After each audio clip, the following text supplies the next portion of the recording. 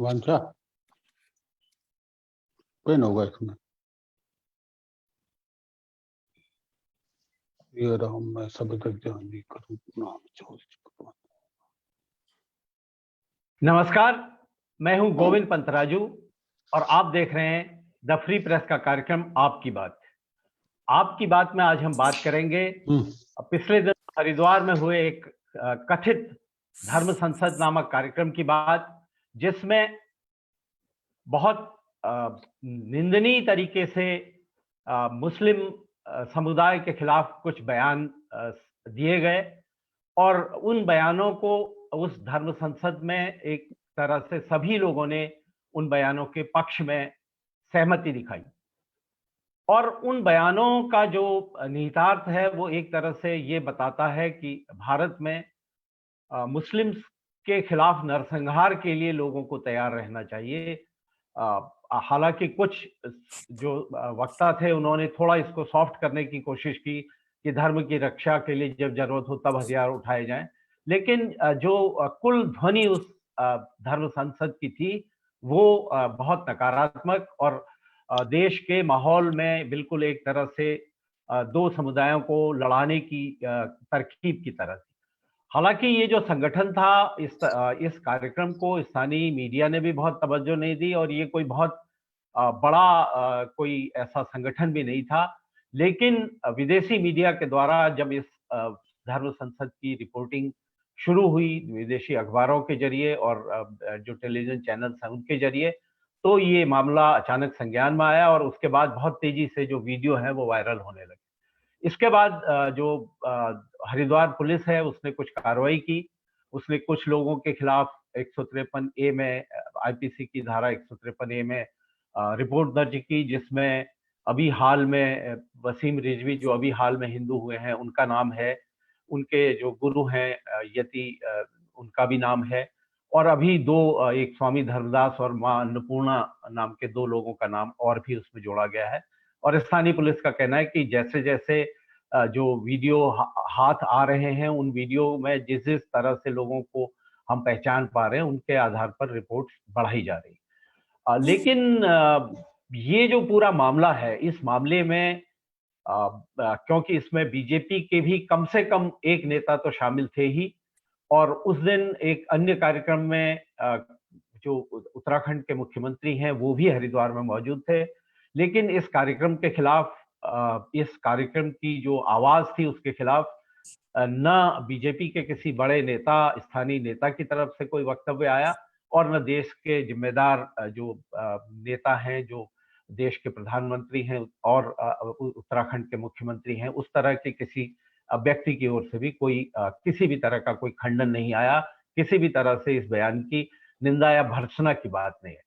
इसको लेकर समाज में बहुत कड़ी प्रतिक्रिया हुई है और इसी मुद्दे पर आज हम बात करेंगे आपकी बात में। हमारे साथ मौजूद हैं वरिष्ठ पत्रकार शरद प्रधान, वरिष्ठ पत्रकार ब्रजेश शुक्ला, उत्तर प्रदेश की नौकरशाही में एक विसिल ब्लोअर की तरह काम करने वाले पूर्व आईएएस अधिकारी विजय शंकर पांडे, देश की सेना के साथ बहुत जिम्मेदारी के साथ अपना कार्यकाल पूरा करने के बाद एक जागरूक नागरिक और एक अच्छे लेखक के रूप में काम करने वाले कर्नल फसीह अहमद साहब, और थोड़ी देर में हमसे जुड़ेंगे पूर्व न्यायाधीश और उत्तर प्रदेश में राज्यपाल के पूर्व न्यायिक सलाहकार रहे पांडे साहब। बातचीत की शुरुआत मैं शरद जी आपसे करना चाहता हूँ। जिस तरह से ये कार्यक्रम हुआ है, आप इस कार्यक्रम को किस रूप में देखते हैं और इससे जो मैसेज देने की कोशिश की गई उसको किस रूप में देखते हैं? गोविंद, मुझे तो सबसे पहले ये समझ में नहीं आता कि इस तरीके के सम्मेलनों को धर्म संसद कैसे कहा जा सकता है। इतने ज्यादा अधर्मी काम का नाम धर्म संसद हो तो यही एक बड़ी भारी विडंबना है।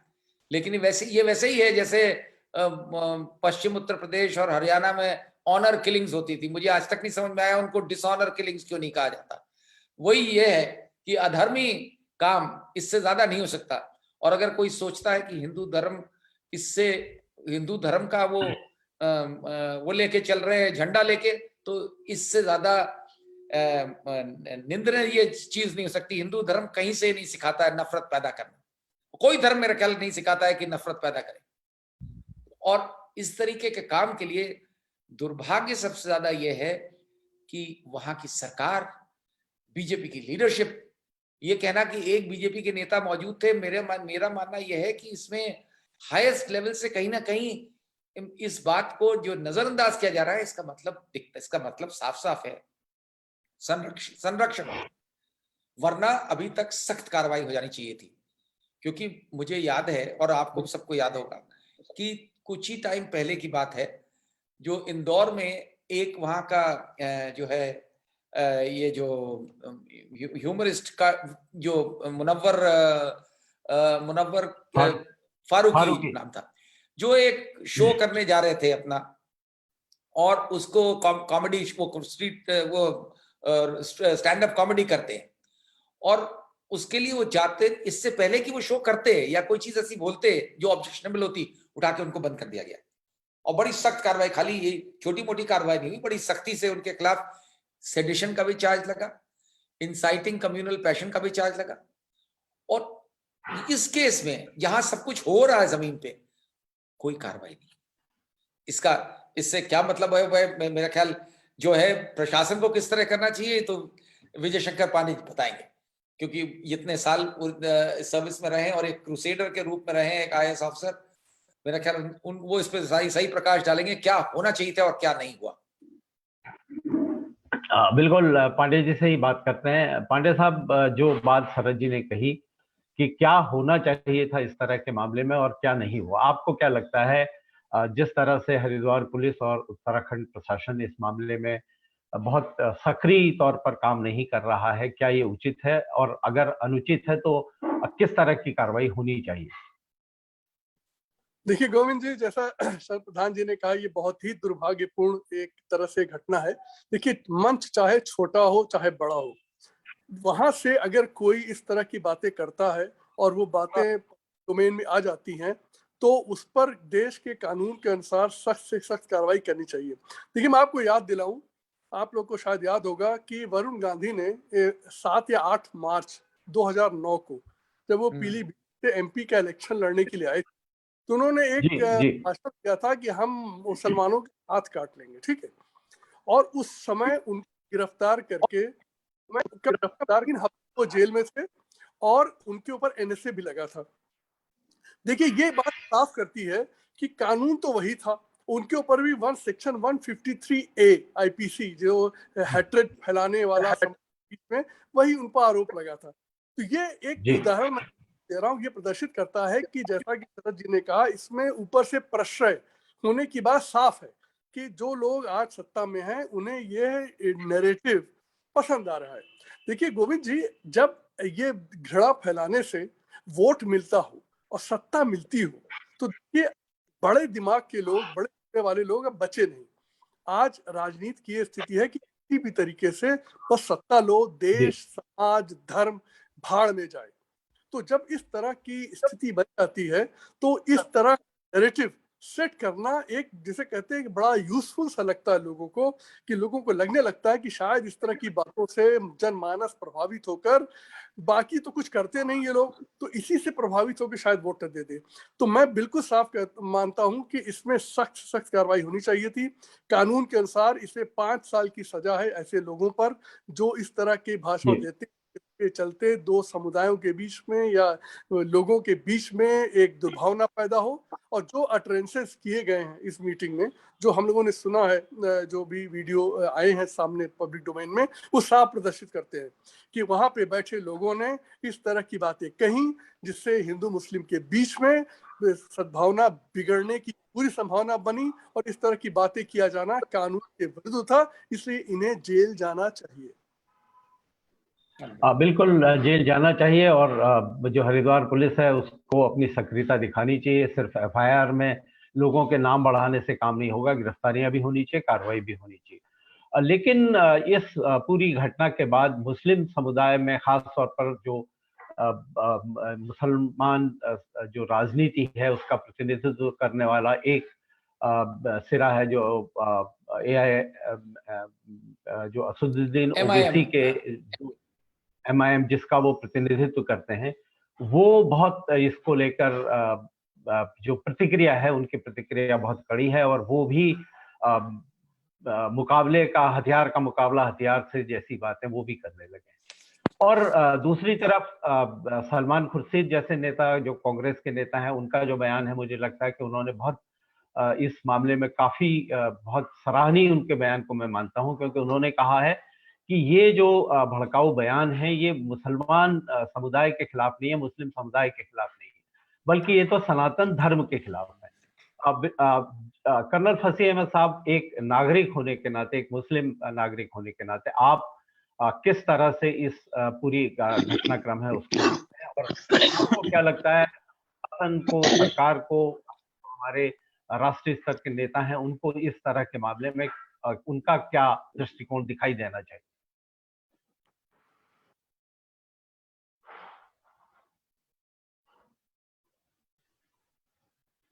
आप अनम्यूट कर लीजिए अपने को, शायद आप म्यूट हैं। हम हैं तो अनम्यूटेड नहीं, अब आ रही है, अब आ गई, अब आवाज आ गई। हेलो, आ रही है? अब आ गई। हाँ गोविंद भाई, ऐसा है, ये बहुत मेरे लिए व्यक्तिगत बहुत ही दुख की बात है कि मैं आज ऐसे डिबेट या ऐसे डिस्कशन में शामिल हो रहा हूं जिसका कि हमने मतलब हमारे लिए कोई इसकी हैसियत ही नहीं थी कभी भी। बिल्कुल। अफसोस ये है कि मैं वो शख्स हूं, मैं बड़ाई नहीं कर रहा हूं, लेकिन मैं वो शख्स हूं जिसके ग्रैंडफादर ने इस मुल्क की आजादी के लिए सेलुलर जेल भुगता। मैं वो शख्स हूं जिसके 3 बड़े भाइयों ने इस मुल्क के लिए सन 65 की जंग में लड़ाई लड़ी और मैं अपने वालिद को देखा करता था, रेडियो के ऊपर बैठ के सुनते रहते थे कि कब खबर आएगी। मैं वो शख्स हूं जिसने स्वयं पुंछ में सन 74 में अपने सगे फर्स्ट कजिन यानी मेरे सगे चचा के सबसे छोटे भाई, मेरे वालिद के सबसे छोटे भाई का लड़का मेरे सामने पुंछ में मेरी ही पोस्ट के सामने बैठा था, पाकिस्तान आर्मी का, और वो पोस्ट का नाम था लंगूर। तो जो एनिमी लंगूर था उसके ऊपर पाकिस्तानी मेजर परवेज बैठा हुआ था जो मेरा सगा चचाजाद भाई था। और ये खबर मुझे स्टाफ ऑफिसर इंटेलिजेंस से मिली थी कि तुम्हारा भाई उस पार है, what will be your reaction.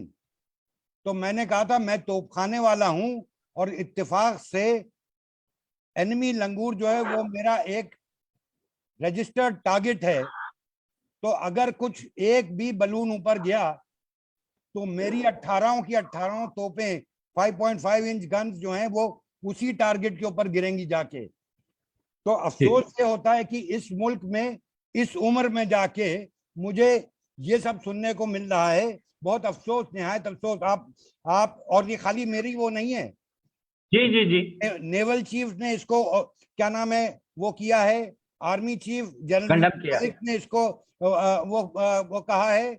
इसके अलावा क्या नाम है, आपको मालूम ही है कि पूरे मुल्क में बहुत लोग हैं जिनको कि ये चीज बड़ी आपत्तिजनक लग रही है कि ये कौन सा, हम आपको एक और चीज आपको बताएं।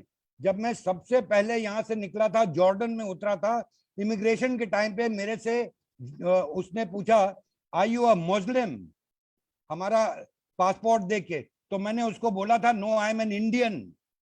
और मुझे आज भी इससे घृणा और चिढ़ मचती जब कोई इनफॉर्मली, फॉर्मली, सोशली अगर कोई ये कहे इंडियन मुस्लिम। हमने कहा, हम ये कहते हैं what do you mean by Indian Muslim, can't you just let me remain a bloody Indian, why do you have to call me a Indian मुस्लिम।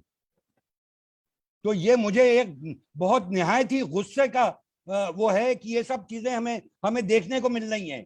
शर्म की बात है इस मुल्क के लिए, और शर्म की बात है इस मुल्क के रहनुमाओं के लिए जो ये इस मुल्क में हो रहा है। हमसे एक साहब ने ट्विटर के ऊपर पूछा, have you read the tweet of that bloody fool called, क्या नाम है उसका, वो असदुद्दीन।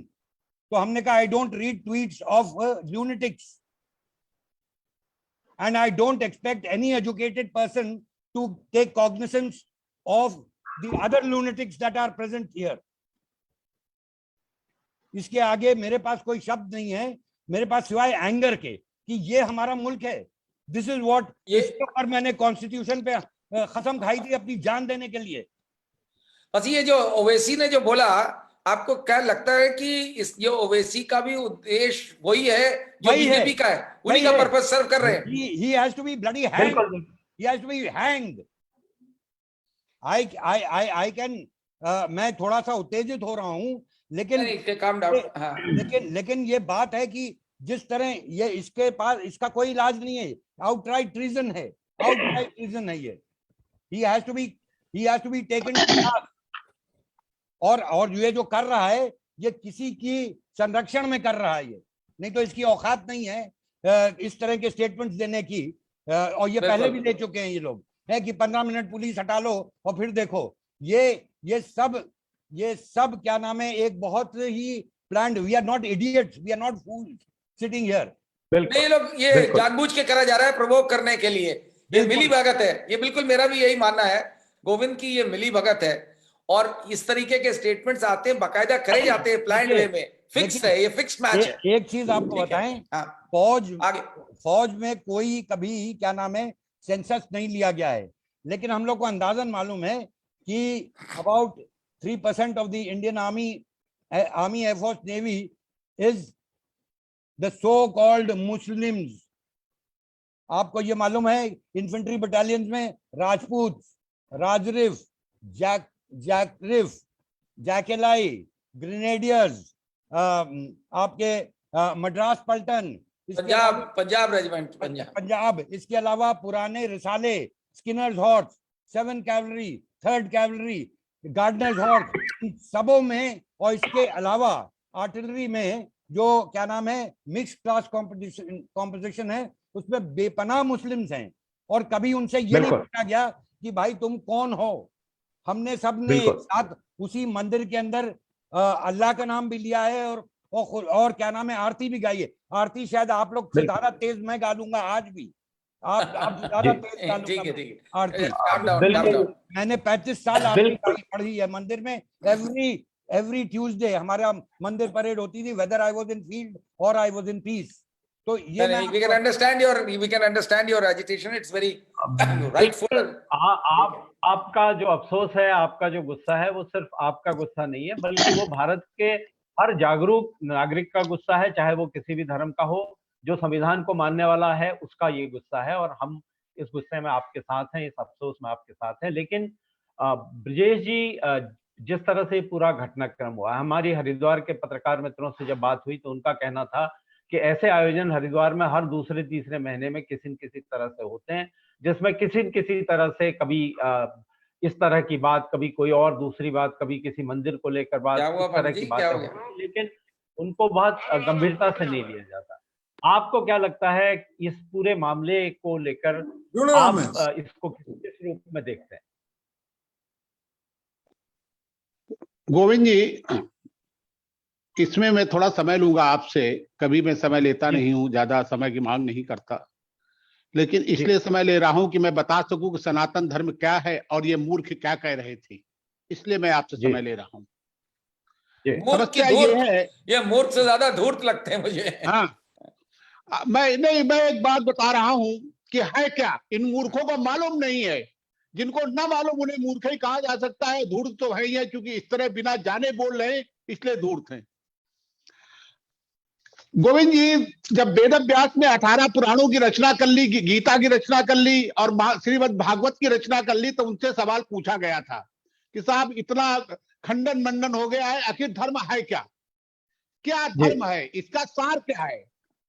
उन्होंने साहब कहा कि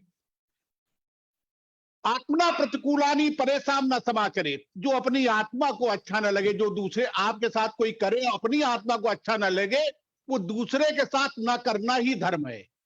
ये वाह। व्याख्या दुनिया में इससे बेहतर व्याख्या नहीं हो नहीं हो सकती। सकती, बिल्कुल सही। आत्मा प्रतिकूलानी परेशान न समाचरे, दूसरे के साथ वो मत कीजिए जो अपने को अच्छा नहीं लग रहा है।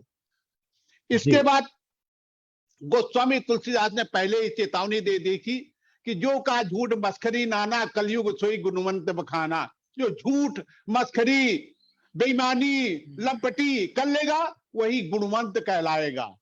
और नारी मुई घर संपत्ति नासी, मूड मुड़ाए भय सन्यासी।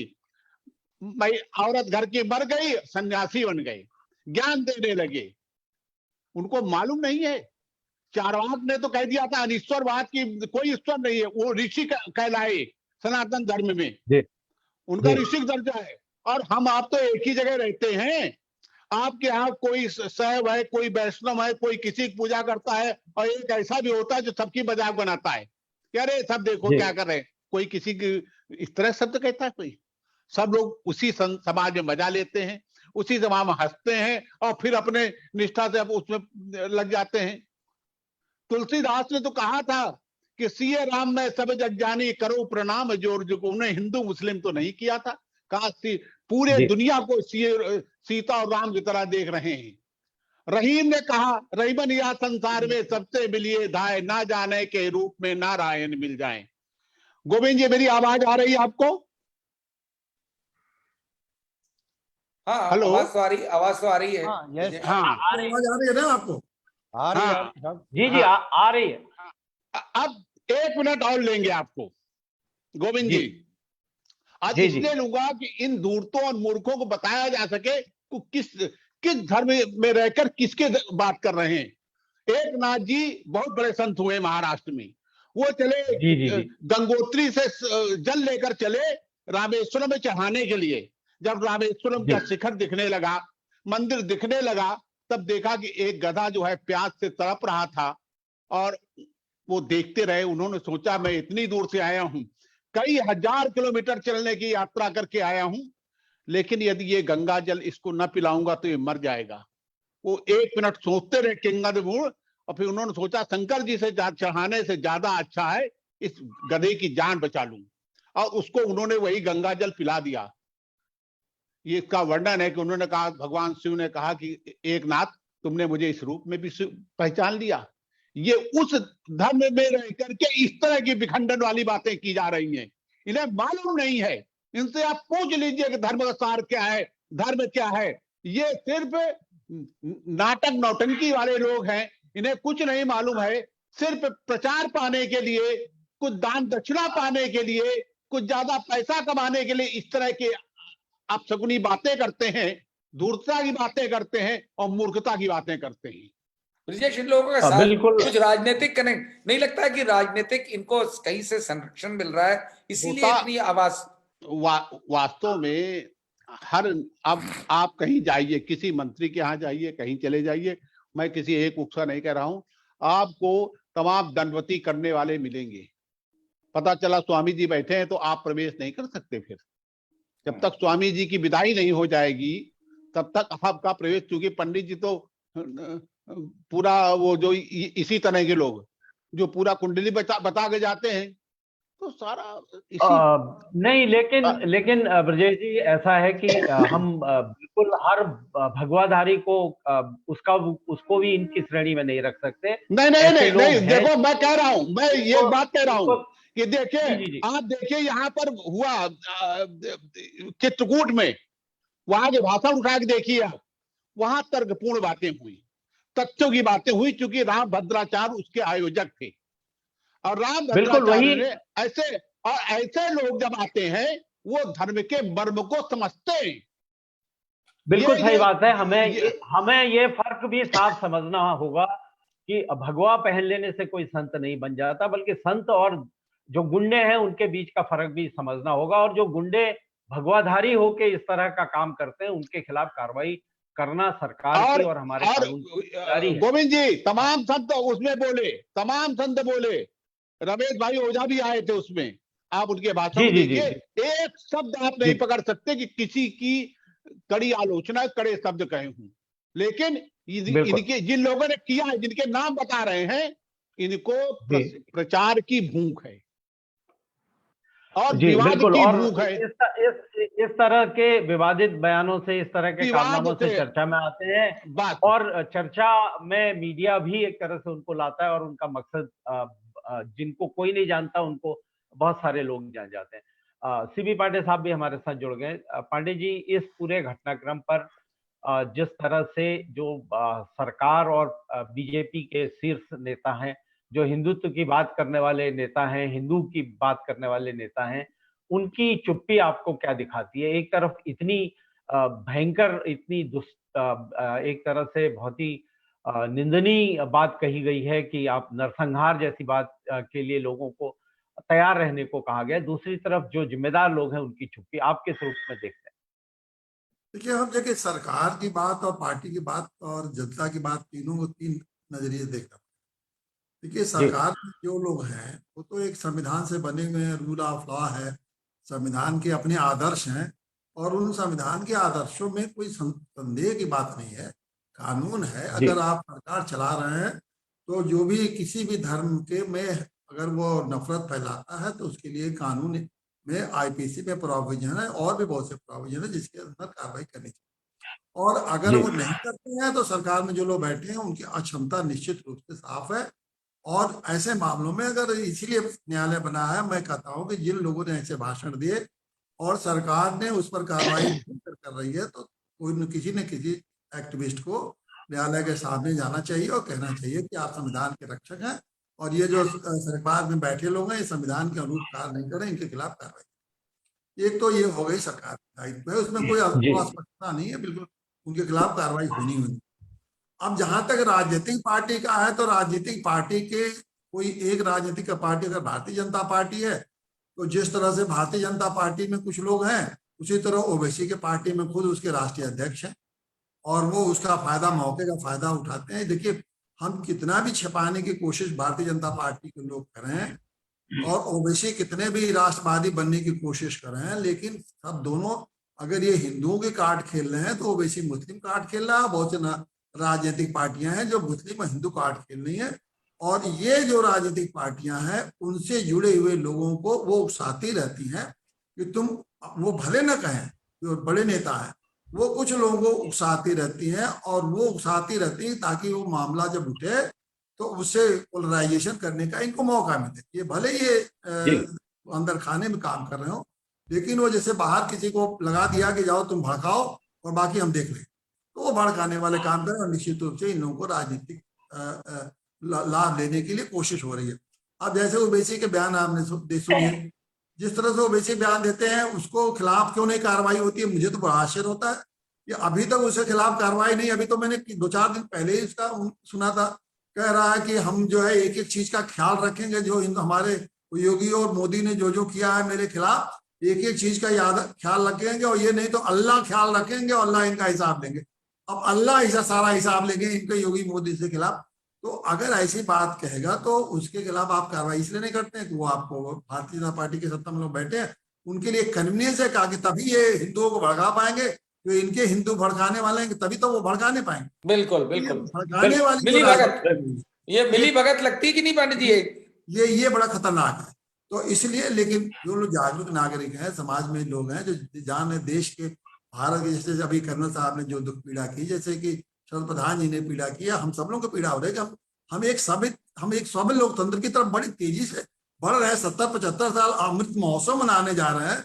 अपने लोकतंत्र को किस गौरव के साथ हम याद करें कि हमारा लोकतंत्र इस गरिमा में पहुंचा है जहाँ की पूरे हर नागरिक के हर अधिकारों की रक्षा हो रही है, हर नागरिक एक दूसरे का सम्मान कर रहे हैं, हर नागरिक को जीने का अधिकार समान रूप से मिल रहा है, हर नागरिक में किसी भेदभाव नहीं हो रहा है। ये सब बात करने का ये 75वां साल है कि ये बातचीत करने का है कि हिंदुओं तुमको हम देख लेंगे, मुसलमानों तुमको देख लेंगे, हिंदुओं से मुसलमानों से भारत का सफाया कर दिया जाएगा। और मुसलमान कह रहे हैं कि हम 5 मिनट भी हमको मौका मिले तो हिंदुओं को साफ कर देंगे। तो अब ये तो जिसके जो हमारी जो देखिए राजनीति देश में आगे आखिर में तो जिम्मेदारी सारी लीडरशिप की होती है और जैसी लीडरशिप होती है वैसे लगता है कि समाज का बिहेवियर भी धीरे धीरे पाने लगता है। तो लीडरशिप इसको जिम्मेदारी से लेना चाहिए, सख्ती से मिलना चाहिए और अमृत महोत्सव का माहौल बनाना चाहिए। और अमृत महोत्सव का मतलब आजादी में जो संविधान ने जो हमारे उच्च आदर्श स्थापित किए हैं वैसा देश को और समाज को बनाने की जरूरत है और उसके लिए काम करना है। बिल्कुल, एक तरफ अमृत महोत्सव और दूसरी तरफ इस तरह से विष फैलाने की कोशिश। शरद जी, संक्षेप में आप अब इसमें क्या चाहते हैं, क्या होना चाहिए जिससे कि कम से कम इसकी भर्त्सना दिखाई दे कि हो रही है वाकई? सबसे पहले उन लोगों के खिलाफ उतनी ही सख्त कार्रवाई होनी चाहिए जो लॉ में प्रोवाइडेड है, और ये खाली कार्रवाई सीरियस किस्म की होनी चाहिए, खाना पूरी नहीं जो अभी तक हो रही है, तभी माना जाएगा और मैसेज जाएगा। और ये बड़ा स्पष्ट दिख रहा है कि ये मिली भगत है ओवैसी के साथ, ये दोनों तरफ मिलके एक दूसरे को प्रोवोक करने का माहौल बनाया जा रहा है, जो बहुत डेंजरस है, जो बहुत लोकतंत्र के लिए, देश के लिए खतरनाक है। तो ये किस तरीके से करते हैं ये दिखना चाहिए, खाली जुबानी जमा खर्च नहीं होना चाहिए। हालांकि जो अभी तक के जो संकेत हैं उसमें जो लोग इसमें शामिल हैं वो उनका जो कद है वो बहुत बड़ा कद नहीं है, इस तरह की बात दिखती है। लेकिन इसमें एक और जो चिंता की बात है कि इसमें भगवा संविधान को भी प्रस्तुत करने की कोशिश की गई इस कार्यक्रम में। इसी से दिखता है, इसी से, सॉरी टू इंटरप्ट, इसी से दिखता है कि कहीं ना कहीं से संरक्षण है। ये छुटभइयों से शुरू कराया जाता है। नहीं, लेकिन जिन्होंने पेश किया उनको मैं बहुत अच्छी तरह जानता हूं, वो बीजेपी से असंतुष्ट हैं, वो एमएलसी या राज्यसभा के सांसद बनना चाहते थे, नहीं बने तो असंतुष्ट हैं। खैर पांडे जी, ये जो भगवा संविधान जैसी बातें हैं, इनके लिए, इनके खिलाफ किस तरह की कार्रवाई हो सकती है? बीएस पांडे जी से पूछ रहे हैं। हेलो, हाँ बोलिए। जी।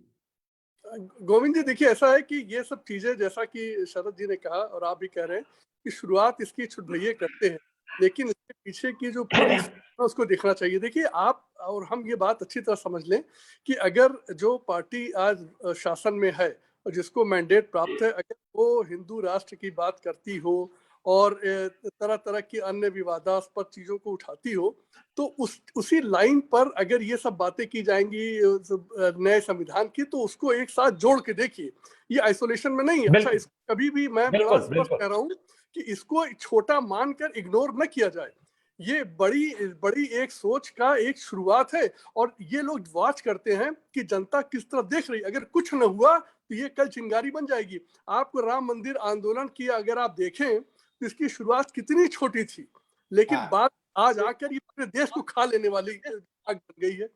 तो इसको इग्नोर ना किया जाए। और मैं इसको बिल्कुल कहूंगा कि इस तरह के अटरेंसेस जितने भी हो, चाहे ओवैसी कहें, चाहे ये कहें, चाहे वो कहें, इस पर इसको टॉलरेट कर जाना या इसको इग्नोर कर देना वही हालत है आप चोरी डकैती को इग्नोर करें। देखिए अपराध होता है, चाहे वह विभेद फैलाने का अपराध हो, चाहे गाली गलौज का अपराध हो, चाहे मारपीट का अपराध हो, चाहे रिश्वतखोरी का अपराध हो। हम ये कैसे बिल्कुल विवाद पैदा करने वाला अपराध छोटा है, इसको इग्नोर किया जाए, बाकी अपराधों को देखा जाए। सिर्फ एक रास्ता है कि ऐसे सभी लोगों के खिलाफ सख्त से सख्त कार्रवाई की जाए, उसके लिए जनमत बनना चाहिए। बिल्कुल कर्नल फसीह अहमद साहब, जो बहुत सारे जागरूक नागरिकों ने एक हस्ताक्षर करके एक याचिका एक तरह से सुप्रीम कोर्ट के पास भेजी है कि इसमें सो मोटो नोटिस लिया जाए और कार्रवाई की जाए। आपको क्या लगता है कि अदालत को इसमें हस्तक्षेप करना चाहिए और उससे कुछ संभावना है कि कार्रवाई तेज होगी? देखिए, ये तो बड़ा वो है कि जिस तरह का माहौल है और उसमें अब अगर किसी पे भरोसा रह गया है आज की तारीख में तो वो जुडिशरी पे है, और वो भी एपेक्स कोर्ट पे। I am talking of apex court, APE। बिल्कुल एपेक्स कोर्ट के ऊपर ही भरोसा रह गया है बस। तो उम्मीदें तो यही थी कि भाई सो मोटो, बिकॉज ये चीज जो है ये आइसोलेशन में, जैसे सब बहुत ही विद्वान लोग हैं यहाँ पे जो बैठे हुए हैं, एक तो जज साहब खुद हैं मौजूद, और क्या नाम है, हम पांडे भाई साहब को तो बहुत इज्जत करते हैं। he's been a very active bureaucrat, जबकि somehow the army and bureaucracy doesn't go hand in hand, लेकिन मैं इज्जत करता हूँ as an individual because he's an excellent person। तो जब ये लोग कह रहे हैं, and including what ब्रजेश भाई had said, कि जब अगर आप बताइए इनमें जितने लोग यहाँ बैठे हैं इनमें से सबसे कम पढ़े लिखे तो हम ही है ना। अगर हमें समझ में आ रहा है कि चीज, अगर हमको ये समझ में आ रहा है कि इस पे This calls for a suo motu action. You don't require 20 people to sign and write. बिल्कुल क्या हो बिल्कुल रहा है चोर के लिए? क्या बिल्कुल। आपको मोहल्ले में खड़े होकर चिल्लाना पड़ता है सर हमारे यहाँ चोरी हो रही है, चोरी हो रही है, चोरी हो रही है? एंड द यूजुअल रिफ्रेन, बिल्कुल जब तक कोई कहेगा नहीं तब तक मिसाल के तौर पे आज ही हमारे शहर में कल रात एक तेंदुआ घूम रहा है। जी जी जी, समय हमारे पास कम है। आप समझ जी गए मैं आप ना उसको जी। क्या नाम है, हम इसलिए नहीं कंटेन कर पा रहे हैं क्योंकि वो अभी तक मैनीटर नहीं हुआ। नहीं तो जाके आप किसी को शरद प्रधान को बुलाएंगे, बोलेंगे 450 उठाओ और मार दो इसको, लेकिन वो इसलिए नहीं। बिल्कुल तो यू डोंट रिक्वायर दैट। बिल्कुल बिल्कुल ब्रजेश जी, जिस तरह से समय हमारे पास बहुत कम है अब, जिस तरह से ये पूरा घटनाक्रम हुआ है, आपने बहुत अच्छी व्याख्या इस पूरे प्रकरण की और धर्म और अधर्म की आपने बहुत अच्छी तरह से व्याख्या की। लेकिन ऐसे वक्त पर राजनीति का धर्म क्या कहता है और जनता की आपकी क्या अपेक्षा है उससे?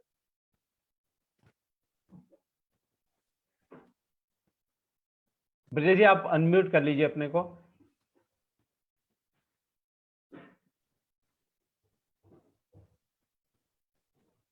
फिर हो गया। हाँ, ये मैं ये कह रहा था कि जो जिन लोगों ने इसमें शामिल रहे, जो लोग जिन लोगों ने उत्तेजनात्मक भाषण दिए हैं, जिन लोगों ने अधर्म की बातें की हैं धर्म के नाम पर, उनके खिलाफ कार्रवाई होनी चाहिए। उनको वास्तव में ये ऐसे चेहरे हैं, वे चुनाव के पहले अपना अस्तित्व जमाने के लिए, अपनी बाजार बनाने के लिए ये दुकानदार हैं। ये लोग ये है कि मैं भी कुछ हूं, ये देखिए।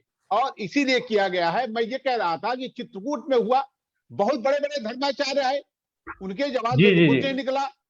यही छोटे भैया आए थे, आप इनके चेहरे देख ले, कितने इनका कोई जानता नहीं इनको, सिर्फ इनके मैं चर्चा में आ जाऊं इसके लिए ये अधार्मिक और घृणित काम किया इन लोगों ने। इनको तो जेल भेज देना। बिल्कुल बिल्कुल बिल्कुल बिल्कुल सही बात है, जेल भेजना चाहिए और न सिर्फ कानूनी कार्रवाई होनी चाहिए, बल्कि मुझे लगता है कि देश के सबसे बड़े नेता प्रधानमंत्री जो नरेंद्र मोदी हैं, जो सबका साथ, सबका विकास, सबका विश्वास की बात करते हैं, उनको भी इस मामले में उनके मुंह से कोई न कोई बात सामने आनी चाहिए, ताकि वाकई में देश के हर नागरिक को लगे कि सरकार उनके साथ है और सरकार नफरत फैलाने वालों के खिलाफ है। नफरत को इस देश में, हमारे जो लोकतंत्र है उसमें और जो भारत का जो पूरी भारतीयता है उसमें कभी स्वीकार नहीं किया गया है और अभी भी स्वीकार नहीं किया जाएगा। ये कम से कम हमारे जो वरिष्ठ नेता हैं, जो प्रधानमंत्री हैं, उनके मुंह से भी सामने आना चाहिए।